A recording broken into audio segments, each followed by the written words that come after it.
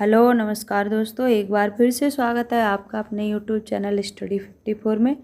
Dear friends, अभी जैसे कि यूपी आरवी यूएनएल जेई का एग्ज़ाम होने वाला है, तो उसके लिए मैंने कुछ इम्पोर्टेंट क्वेश्चन की सीरीज़ पहले भी डाल चुकी हूँ, जिसमें बहुत ही सेलेक्टेड 10 इम्पोर्टेंट क्वेश्चन थे।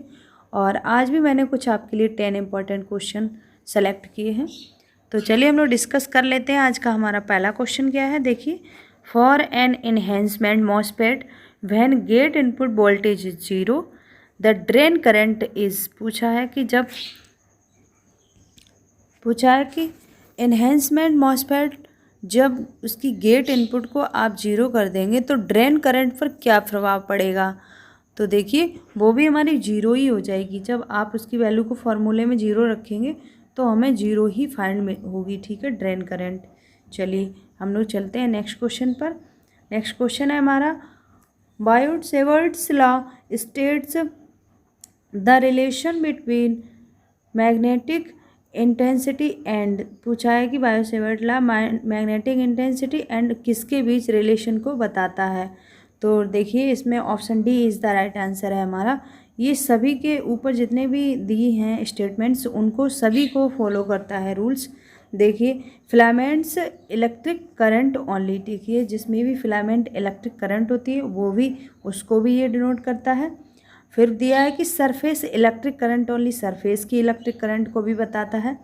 वॉल्यूम इलेक्ट्रिक करंट ओनली, ठीक है, तो जितना वॉल्यूम होता है, वॉल्यूम लेते हैं, उसको भी ये बताता है कि उसमें भी कितनी करंट फ्लो हो रही है, ठीक है। इस तरह से कुछ फिगर बना होता है ऐसे, जिसमें करंट, और हम ये कुछ एरिया ले लेते हैं, डीएल मान लेते हैं इसे, कुछ थोड़ा सा सरफेस ले लिया है हमने, इसको डीएल मान लेते हैं, इसकी लेंथ। तो इस तरह से एक फार्मूला होता है बायो-सेवर्ट लॉ का, उसमें ये सारी प्रॉपर्टी आती हैं। कौन सी? फिलामेंट इलेक्ट्रिक करंट और सरफेस इलेक्ट्रिक करंट और वॉल्यूम इलेक्ट्रिक करंट, ठीक है। तो ये सारी जितनी भी प्रॉपर्टीज़ दी हैं ऊपर, इनको सबको बायो-सेवर्ट्स लॉ फॉलो करता है। तो option D is the right answer, आप याद रखेंगे। चलिए इनमें चलते हैं नेक्स्ट क्वेश्चन पर। नेक्स्ट क्वेश्चन है हमारा, shortcut use to turn tool palettes windows on या ऑफ, ठीक है। तो देखिए कौन सी यूज़ करते हैं आप टूल पैलेट्स के विंडोज़ के लिए ऑन ऑफ करने के लिए, तो Ctrl+3 यूज़ करते हैं, ठीक है, आप याद रखेंगे। Ctrl+3 यूज़ करते हैं इसके लिए। अब कुछ और भी इम्पोर्टेंट बता देते हैं। Ctrl+0 किसके लिए यूज़ करते हैं, तो Ctrl+0 यूज़ करते हैं turn user interface element on या ऑफ करने के लिए, ठीक है। और Ctrl+1 यूज़ करते हैं टर्न प्रॉपर्टीज ऑन या ऑफ करने के लिए। Ctrl+3 तो बता ही दिया कि पैलेट्स विंडोज़ को ऑन या ऑफ करने के लिए। चलिए हम चलते हैं नेक्स्ट क्वेश्चन पर। नेक्स्ट क्वेश्चन है हमारा, in an open loop control system, यानी कि एक ओपन लूप कंट्रोल सिस्टम में कौन सी प्रॉपर्टी है, देख लेते हैं ऑप्शन में। Output is independent of control input, या बी में दिया है output is dependent on control input, C में दिया है only system parameters have effect on the control output, D option है नन ऑफ द एबव। तो देखिए इसमें ऑप्शन हमारा कौन सा राइट है, ए।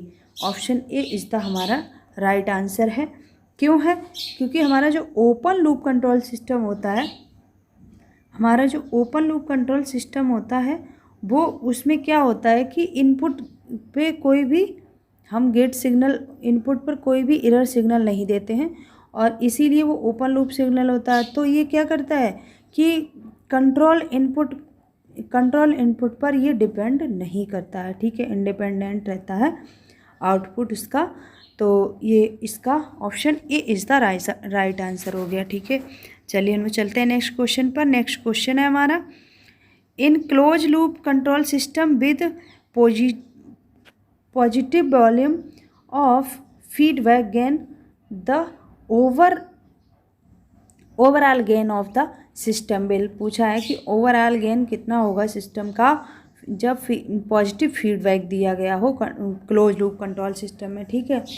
तो जब आप पॉजिटिव सिग्नल देते हैं, एरर सिग्नल पॉजिटिव देते हैं क्लोज लूप सिस्टम में, तो उसमें क्या होता है कि जो उसका गेन होता है, ओवरऑल जो गेन हमें फाइंड होता है वो क्या हो जाता है, डिक्रीज हो जाता है। ठीक है, क्या हो जाता है, डिक्रीज हो जाता है, यानी घट जाता है, यानी option A is the right answer. ठीक है, चलिए हम चलते हैं नेक्स्ट क्वेश्चन पर। नेक्स्ट क्वेश्चन है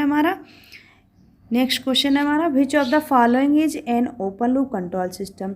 पूछा है कि इनमें से कौन सा ओपन लूप कंट्रोल सिस्टम है, तो बताइए कौन सा है।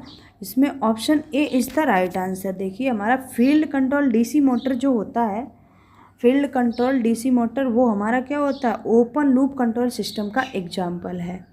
ठीक है, ये सब रॉन्ग है। वाइल्ड कंट्रोल सिस्टम या मेटाडाइन या स्ट्रोबोस्कोप, ये सारे की रॉन्ग है। सिर्फ इसमें कौन सा हमारा आंसर है, अच्छा ठीक आंसर हमारा है फील्ड कंट्रोल डीसी मोटर। ठीक है, चलिए हम चलते हैं नेक्स्ट क्वेश्चन पर। नेक्स्ट क्वेश्चन है हमारा the train transient response of a system is mainly due to. देखिए इसमें पूछा है कि हमारा ट्रांजिएंट रिस्पॉन्स जो होता है मेनली वो किसके मतलब कारण होता है। ठीक है, तो ट्रांजिएंट रिस्पॉन्स हमारा जो होता है वो स्टोर्ड एनर्जी पर डिपेंड करता है कि उसमें कितनी एनर्जी स्टोर्ड है। ठीक है, जो भी एलिमेंट्स आप यूज कर रहे हैं सर्किट में उनमें कितनी एनर्जी स्टोर है, उसी के अकॉर्डिंग वो ट्रांजिएंट रिस्पॉन्स देता है, उतने ही टाइम पीरियड के बाद वो रिस्पॉन्स देगा। ठीक है, ट्रांजिएंट टाइम हमें कुछ फाइंड होगा कि वो उतनी देर के लिए सर्किट ऑफ होगा ऑन होगा, तो इस तरह से ट्रांजिएंट रिस्पॉन्स हमें किस पे, स्टोर्ड एनर्जी पर फाइंड करता है। तो option C is the right answer. ठीक है, आप याद रखेंगे इस क्वेश्चन को। इस टाइप के क्वेश्चन बहुत ज़्यादा ही पूछे जाते हैं क्वेश्चन में, तो आप इन सब चीज़ों के लॉजिक को थोड़ा सा समझ के जाइए, क्योंकि जो ट्रांजिएंट का सर्किट होता है वो थोड़ा सा टफ होता है, हम लोग वहाँ पे माइनरली सी गलतियाँ कर देते हैं, तो आप थोड़ा सा ध्यान रखेंगे। चलिए हम चलते हैं नेक्स्ट क्वेश्चन पर। नेक्स्ट क्वेश्चन है हमारा for RLC series response the current is, यानी कि पूछा है कि RLC जो सीरीज रेजोनेंस सर्किट होता है उसमें कहा है कि करंट क्या होगी उसकी तो current minimum 8 leading power factor. जब लीडिंग पावर फैक्टर होता है तब उसकी current series resonance series RLC circuit की करंट बहुत ज़्यादा फाइंड होती है, मैक्सिमम फाइंड हो जाती है, यानी कि option D is the right answer. ठीक है, आप लोग याद रखेंगे।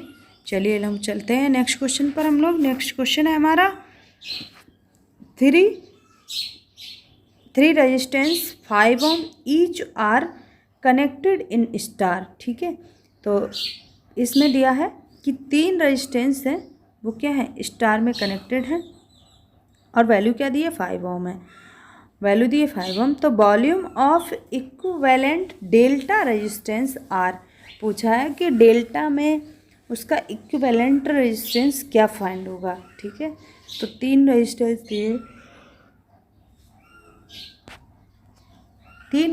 दिए हैं इस तरह से। पहले ये किस में थे, स्टार में थे, अब पूछ रहा है कि डेल्टा में इनकी वैल्यू क्या होगी। ठीक है, तो क्या है ये, देखिए ये स्टार से डेल्टा में कन्वर्ट करना है हमें, लेकिन वैल्यू क्या दे दी है, 555। स्टार से हमें डेल्टा में कन्वर्ट करना है। जब हम स्टार से डेल्टा में कन्वर्ट करते हैं और कंडीशन क्या हो कि वो सेम वैल्यू हो, तीनों ही रेजिस्टेंस क्या हो, सेम हो, यानी R1 equal to R2 equal to R3, तो क्या होता है, कंडीशन होती है 3 into R। Okay, 3 into R। तो इस तरह से ये फाइंड हो जाता है हमें जब हम स्टार से डेल्टा में कन्वर्ट करते हैं। और अगर आपको डेल्टा से स्टार में कन्वर्ट करना है तो क्या हो जाता है, R/3 हो जाता है, यानी कि जो भी वैल्यू दी हो उसको 3 से आप डिवाइड कर देंगे। तो इसका राइट आंसर क्या होगा, 15 ओम, यानी कि 5 इंटू कितना, 3, 5 15 ओम इसका आंसर आपको फाइंड हो जाएगा। 15 ओम ईच ब्रांच का निकल के आ जाएगा, मल्टीप्लाई करके 15 ओम ईच ब्रांच का निकल के आ जाएगा, यानी यहाँ पे आपको 15 ओम मिलेगा, यहाँ पे आपको 15 ओम मिलेगा, यहाँ पे आपको 15 ओम मिलेगा। ठीक है, चलिए हम चलते हैं नेक्स्ट क्वेश्चन पर। नेक्स्ट क्वेश्चन है हमारा, the bandwidth of an AC series circuit consisting of RL and C is. तो देखिए इसमें दिया है कि RL और C तीन एलिमेंट्स को कंसिस्ट किया है। तो AC सीरीज सर्किट में बैंडविड्थ को बताया, बैंडविड्थ के लिए क्या फार्मूला होगा। तो बैंडविड्थ के लिए कौन सा फार्मूला होगा हम लोग जान लेते हैं। देखिए बैंडविड्थ के लिए फार्मूला होगा R/2πL। ओके, ये फार्मूला हमें फाइंड हो जाएगा जब क्या दिया है, जब उसमें RL एंड C तीनों ही कंपोनेंट को उसने कंसिस्ट किया है। ठीक है, तो इस तरह से हमारा option B is the right answer हो जाएगा। तो चलिए आज के लिए इतना ही।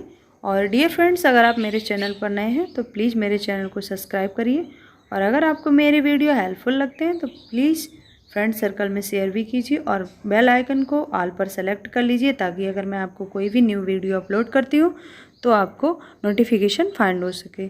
तो चलिए आज के लिए इतना ही। नमस्कार, मिलते हैं नेक्स्ट सेशन में, तब तक के लिए हैव ए नाइस डे।